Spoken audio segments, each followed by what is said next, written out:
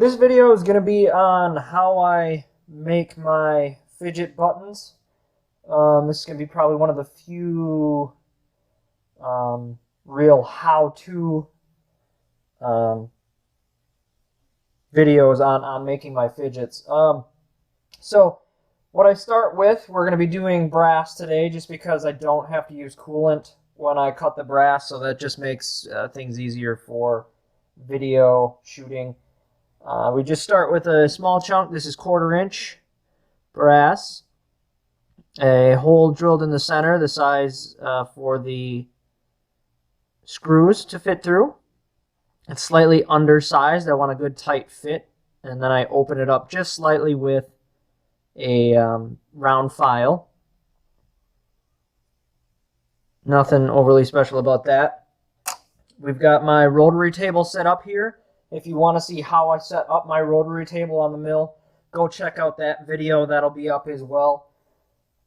We get the piece in here. I have the screw through the center into my piece here. It's just a piece of aluminum that's set up with a M2 taper so it snug fit into the rotary table. The brass piece is then just held in with a screw and a nut. It's important when I do this, it's important to use, I use stainless steel screw and nut. If you use just regular everyday machine screws, they once you clamp them down, you do a couple of these, they strip the threads and it's just a big nightmare. It doesn't give you the clamping force you need to hold these in place. So definitely invest in some stainless steel screws and nuts. I run a 3/8 inch end mill, carbide, solid carbide. It's not a treated end mill. I do have the aluminum titanium nitride coated ones, but these, for cutting most of these materials, it works pretty good. And I use coolant anyway, so that helps out a lot. Running the RPM for brass, I'm normally running right around 1900 to 2000 RPM.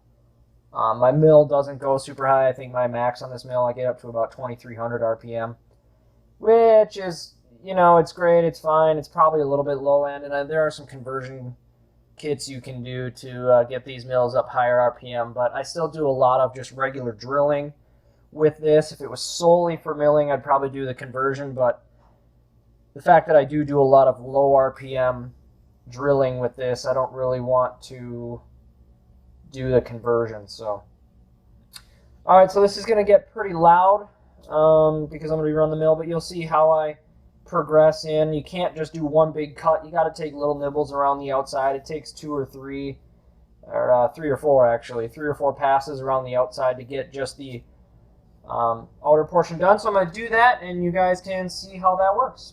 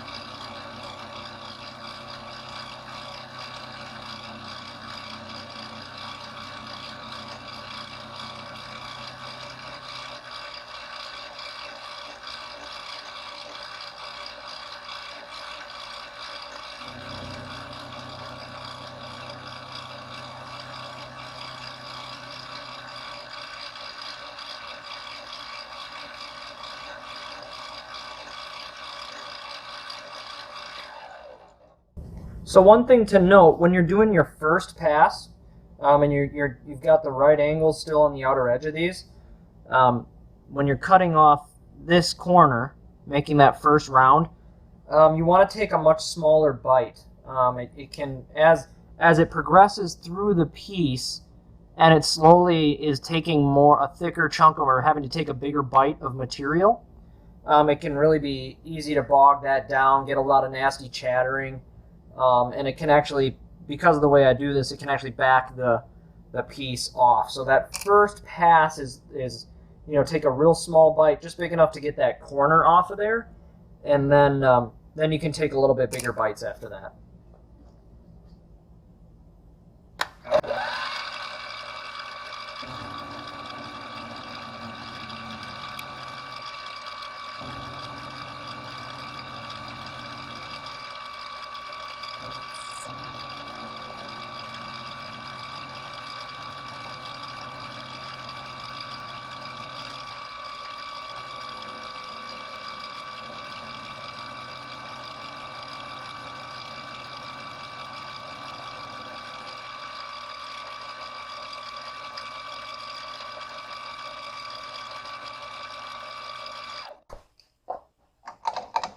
So now we did I do a last finish pass on there. Once I reach my final diameter, I do a finish pass. And so now what we have to do is I put a small lip on the bottom of the button. And what that does is gives me the relief I need so that the button doesn't hit the body of the spinner and it spins nice and freely. It just needs to be a small little step, but it makes it so that everything has good clearance and spins well. And plus, I think it just looks nice. So bring that up. Look at my cheat sheet for all my measurements. I have a DRO, or a digital readout, on my mill, so I'm able to quickly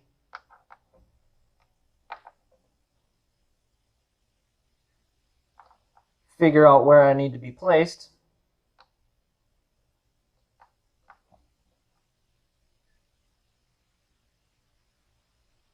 Able to be accurate much more quickly. So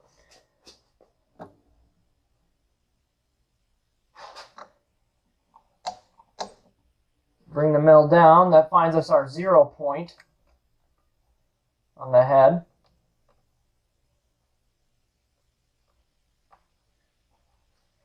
And now we'll just cut the bottom.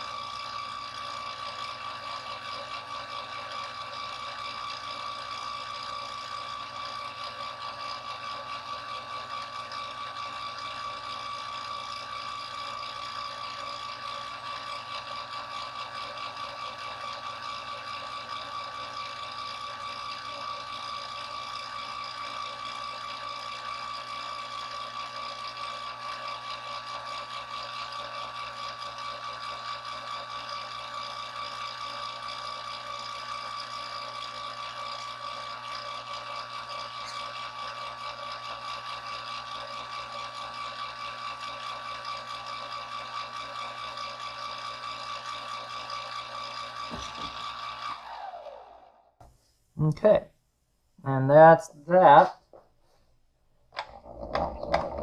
Bring the head of the mill up. I'll pull the piece off so I can show you what the bottom looks like.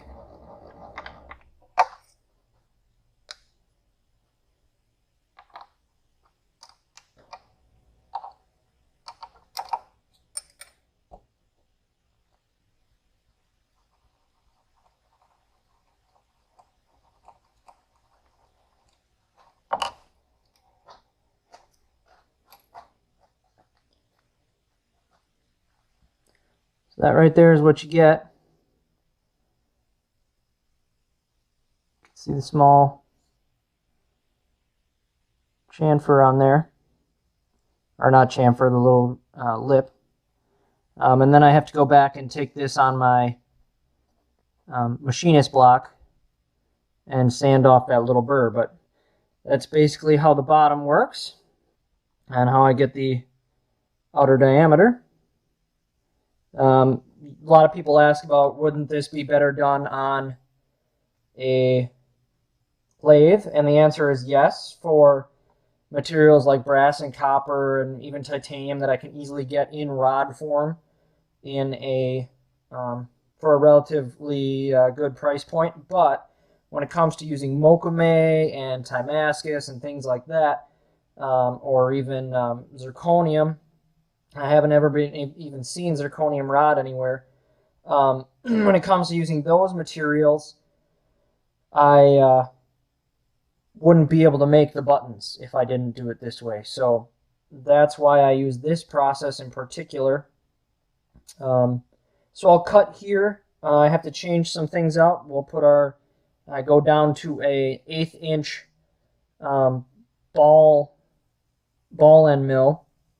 And then that's how I machine the grooves and everything on the top. So I'll cut here, move over to that, get that stuff done, and then I'll show you how the top of the button gets done. Okay, so I've switched everything over. I now have my 1/8 inch ball end mill in here, and we'll go ahead and cut the grooves. So the way I do this is I set my offset from the center of the rotary table, and so that sets the outer diameter of where the groove goes. And then I will feed the table and then feed the spindle down to the specified depth of the groove. So when you're cutting something like this, you never want to plunge an end mill straight down. You always want to be moving laterally while proceeding down with the end mill. Prevents breakage and chattering and other issues with the material. Much better finish to do that.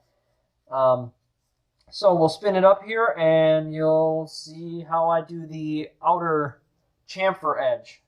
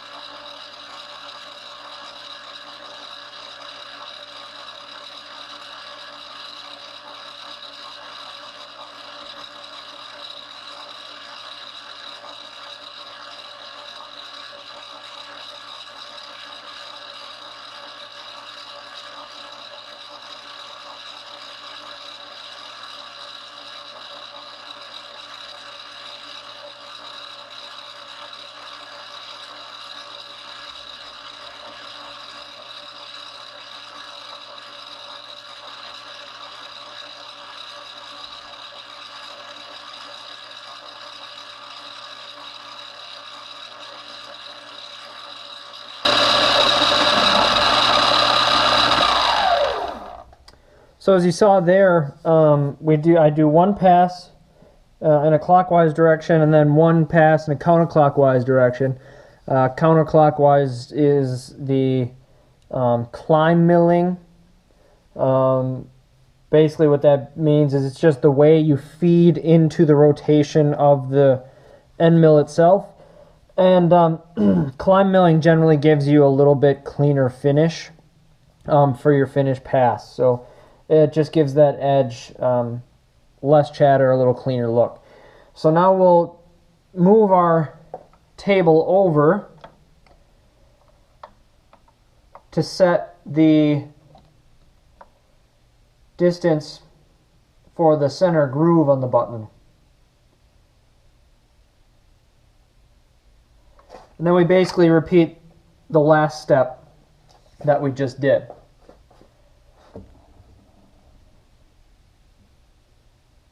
Set our 0,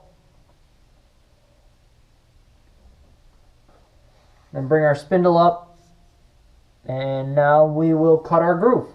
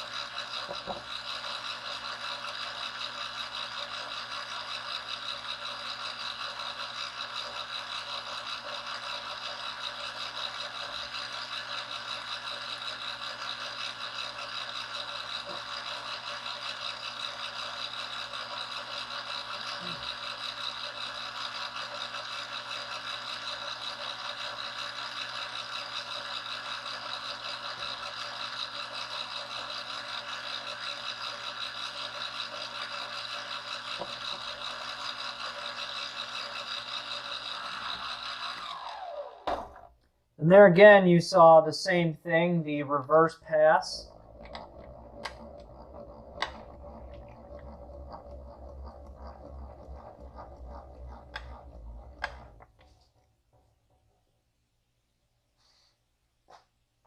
We'll remove this so I can give you a better shot at what the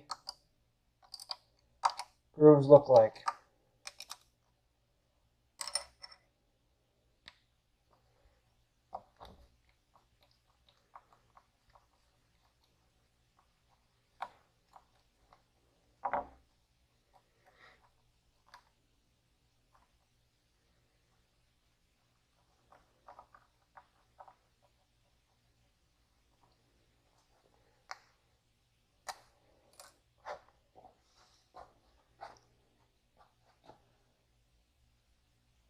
There.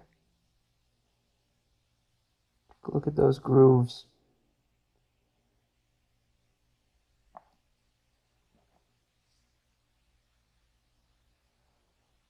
See that edge chamfer and the groove. So the next part will be doing the recess hole, and then the button's pretty much done.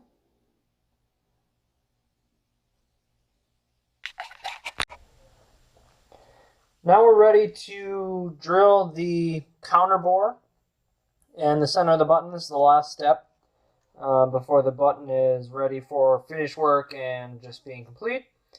What I have here is a 1/4 inch counterbore. I got this on Amazon, otherwise you can find them on McMaster-Carr or other similar websites. This one's just high-speed steel. You can find them in carbide, but I have trouble finding them in the small size that I need. Most of the carbide ones tend to be a little bit bigger. You can get them custom made but those cost a crap ton of money. So when I'm doing brass, copper, the softer metals, I can use the high-speed steel. When I move over to the Mokatai and titanium, I use this to center the hole, and then remove the bit and just hop over to a 1/4-inch drill bit. When I use these, the titanium chews these up. They don't even get through one before they're dull and won't cut anymore. So you get it lined up, and then you set. I lock the spindle height. You put it to 0, lock the spindle height, and then zero out your height on the mill, and then I will use just the fine adjustment on the mill itself to go down and counterbore the hole to the proper depth. So I use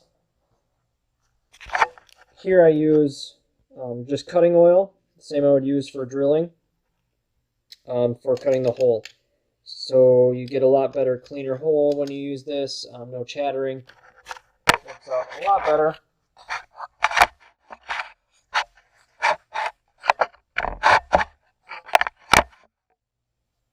Okay, we'll go ahead and cut the hole.